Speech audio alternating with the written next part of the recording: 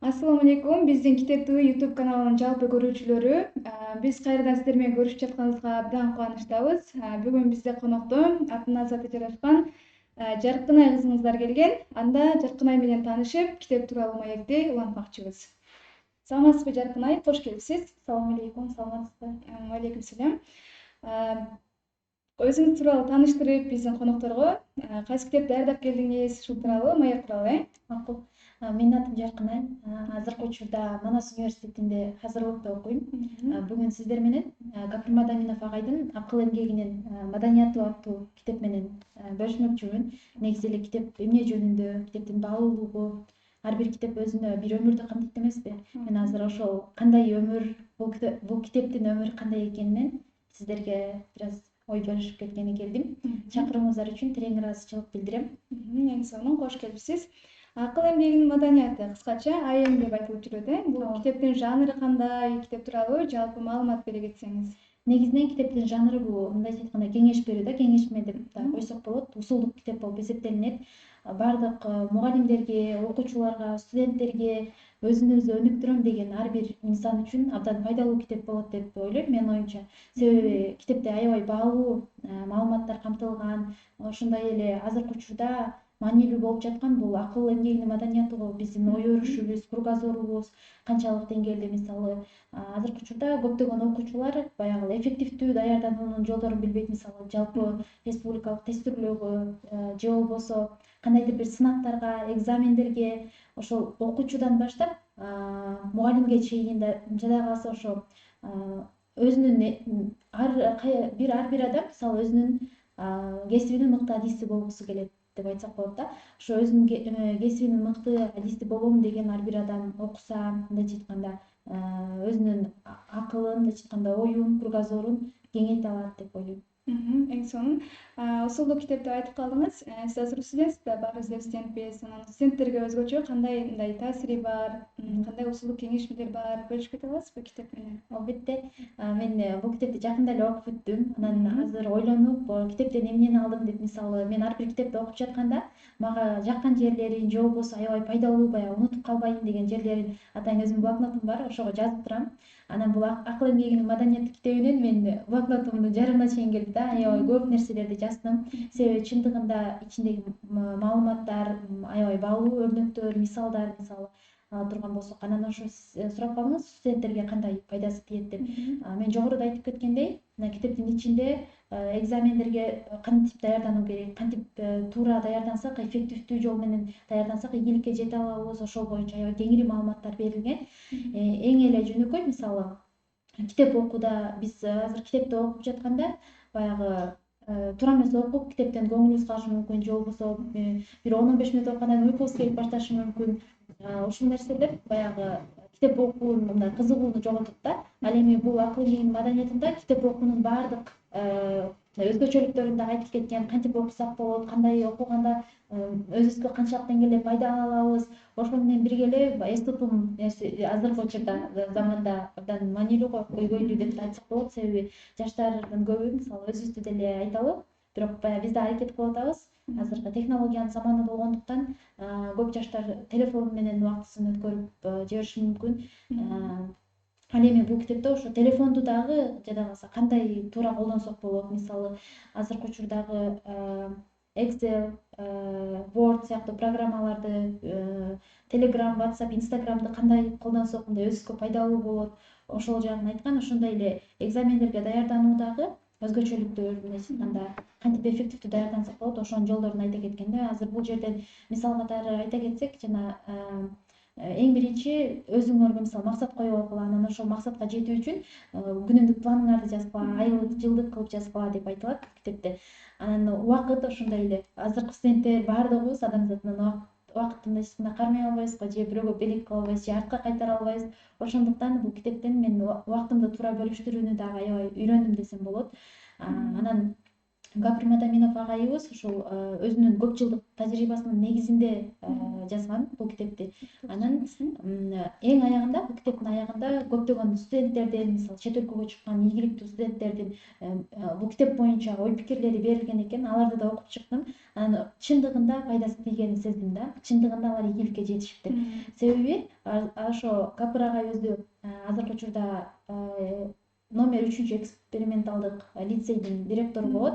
Анан ошол лицейде мисалы ар бир окуучуга туура үйрөткөн да, кантип эффективдүү даярданыш керек, кантип туура окуш керек, окуунун методдорун, усулдарын баардыгын үйрөткөндүктөн алар убактысын дагы туура колдонушкан. Окууда дагы жөн эле мисалы ЖЭРТга даярданууга келип бир мисал айта турган болсок, ЖЭРТга даярданып жаткан окуучу жумасына 3 жолу 4 сааттан убакыт бөлгөндөн көрө күнүгө жарым сааттан убакыт бөлсө эффективдүү болот деген нерсе да болчу.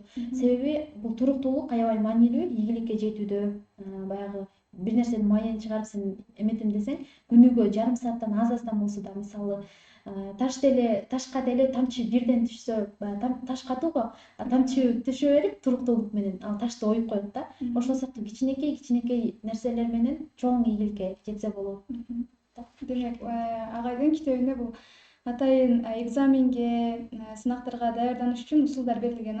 Ал эми биз өзүбүздүн темага кайтып келсек, китеп окууда маданият деп атпайбы? Акыл эмгегинин маданияты. Китеп окууга да кандай маданият керек экен? Китеп окуунун маданияты тууралуу да жазылганбы бул китепте?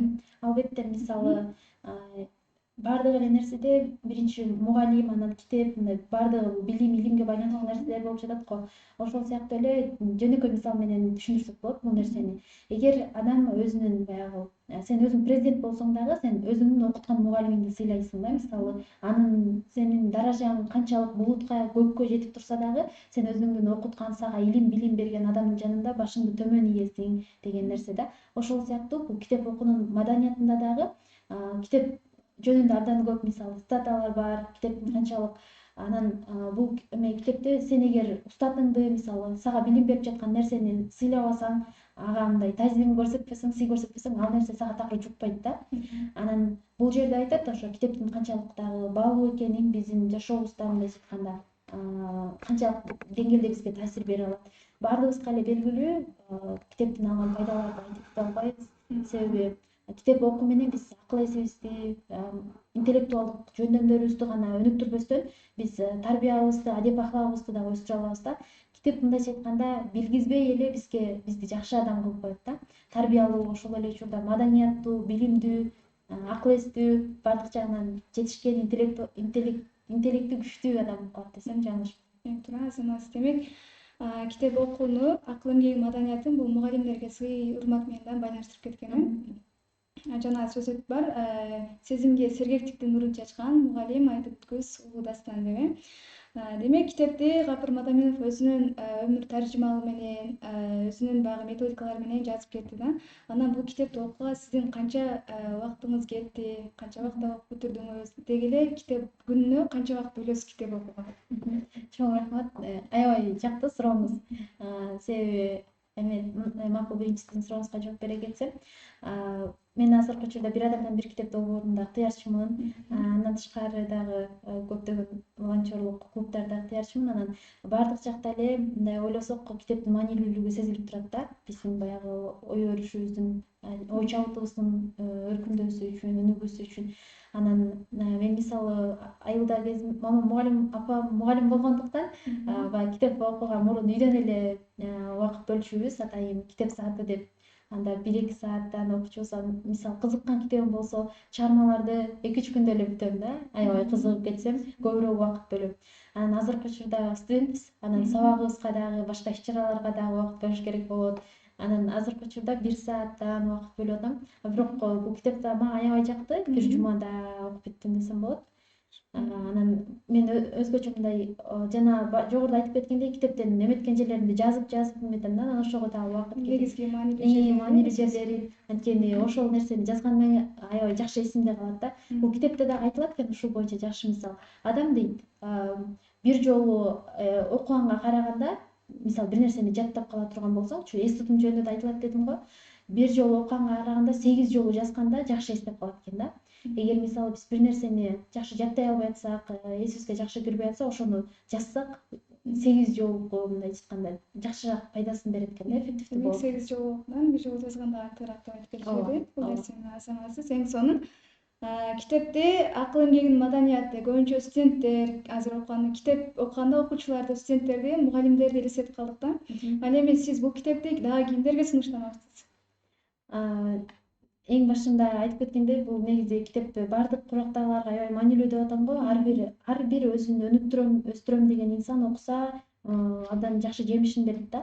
Анткени баягы китеп аябай чындыгында баягы бардык эмелер менен берилген да, эрежелери менен, кайра аны практика жүзүндө кантип аткарыш керек, мындай кызыктуу фактылар бар, маалыматтар бар, агайдын өзүнүн ийгиликтүү окуучуларынын өмүр тажрыйбалары бар. Мисалы чет өлкөгө окууга кеткен окуучулардын ушу китеп жөнүндө бөлүшкөн ой пикирлери бар. Андан сырткары баягы убакытты бөлүштүрүүнүн схемалары бар.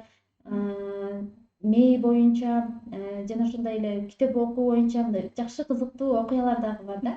Анан мен китепти дагы бардык эле окурмандарга сунуштайт болчумун. Өзгөчө студенттерге, окуучуларга, анткени бизде сынактар болуп турат, экзамендер болуп турат. Окуучуларга, аларга болсо ЖРТ тести келет, мисалы ал да аябай маанилүү да. Анткени бул жакта баягы кантип эле даярданыш керек эмес, адам эмоционалдык жактан дагы өзүн даярдаш керек дейт да. Алар боюнча дагы аябай жакшы мисалдар берилген, кантип адам өзүн эмоционалдык жактан дагы даярдайт тесттер үчүн депчи. Анан мугалимдер окуса дагы алар баягы мугалим адамга мындайча айтканда окуучуларга берет да, билбейминчи, баардыгын бөлүшөт. Анан кантип туура бөлүшүш керек, кантип ар бир мугалим менен жакшы жекече иштешип, индивидуалдык мындайча айтканда жолугушууларды жүргүзүп, балким мугалимдерге дагы жакшы методика болмок да. Анан китепте мисалы жакшы мисалдар, өрнөктөр бар экен дедим го. Аларда бирдөө эле мисалы мугалим болбосо деле өзүнүн кесибинин жакшы мыкты адиси болом деген ар бир окурманга сунуштайт болчумун, китеп сүйүүчүлөрдүн бардыгына.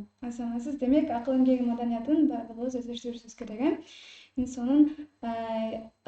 Сизге чоң рахмат бүгүн бизге келип, акыл эмгеги маданияты деген эң сонун Гапыр Мадаминовдун агайдын китеби менен бөлүшүп кеттиңиз. Мындан ары дагы ийгиликтерди каалайбыз. Окууларыңыздарга билим менен дайыма бийиктикти багындырып жүрө беришиңизди каалайбыз. Чоң рахмат. Ал эми биздин YouTube каналынын көрүүчүлөрү, бүгүн сиздер менен Гапыр Мадаминовдун Акыл эмгегинин маданияты деген китеп тууралуу маек кылдык. Кийинки көрүшүүлөрдөн жолугушканча аман туруңуздар.